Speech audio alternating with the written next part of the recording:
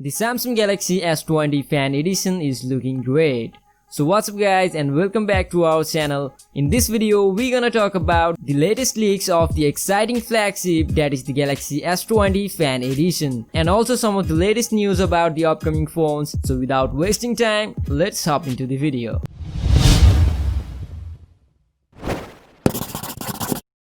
As we saw the S20 Fan Edition renders in 6 different colors, we got some idea about the color options. In the render we can see white, golden, a dark blue, red, and right next to it we can see a pale pink color option, and finally a mystic green color like we have seen in the Galaxy Note 20. This render was leaked a couple of days ago, and just today EV Leaks shared the 360-degree spin of the S20 Fan Edition in 2 different colors, which really gives us a better in-depth look, and the colors seen in these spins don't quite match up with the one we saw on the renders. So it might be due to color correction or something else that we can only figure out once we get the hands-on video. So on the left side of the phone we can see it's empty since the volume rocker shifted on the right side like we saw in the S20 lineup as well as in the Note 20 family. The display looks pretty good with that tiny punch hole at the middle, and the bezels look pretty similar to the S20 lineup, but it is a fraction thicker than the S20 series. The current S20s have the slightly curved edge while the Fan Edition is completely flat,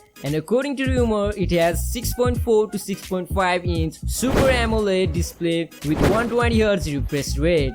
At the back we can see the triple camera setup which looks identical to the Galaxy Note 20 non-ultra version. Being said that the 64 megapixel sensor of the S20 and S20 Plus, which features both the zoom and 8K camera, has been replaced by the 3x zoom 8 megapixel camera. That really sounds quite disappointing to some people, but it is acceptable to me because of the great display, and they are rocking the 120Hz refresh rate as well. So if you are a person who doesn't care about the camera that much but want a good performance within a sweet budget, then this phone is absolutely beast for you. The S20 Fan Edition is expected to launch in October, and it should cost $600 to $700 in my opinion. Okay, now let's move into some leaks about the Galaxy S21 Ultra. Recently, Ice Universe has claimed that the S21 Ultra will still have 108 megapixel SM2 camera sensor. The SM1 sensor was used in both the S20 Ultra as well as the Note 20 Ultra, and it gave pretty improved result in Note 20 Ultra in terms of autofocus. So we expect Samsung will nail it in the S21 Ultra by the SM2 sensor with more improved camera and faster autofocus as well as the shutter speed, which seems noticeably slow in Note 20 Ultra. Just today, Sam Mobile aka Galaxy Club has gave us tiny hope of the budget foldable device ever. As we all know, the Samsung is about to release its third foldable phone in the next month, but none of them can be called budget smartphone. The budget foldable smartphones are obviously the only thing people dream of who wants to dive into the ecosystem of foldable device with a low budget. However, we can see the interest of Samsung in the foldable device is rising, and it can be possible in future that the foldable phone could cost below $700. According to Sam Mobile, Samsung has a new device in the pipeline, and it might be a foldable smartphone because it bears a model number SM-F415. If you observe Samsung model number, then you definitely know the F letter is what Samsung has been using for its Galaxy J series handsets. It has used the SM-F900, SM-F700 and SM-F916 model numbers for the Galaxy Fold, Galaxy J Flip and the Galaxy J Fold 2 respectively.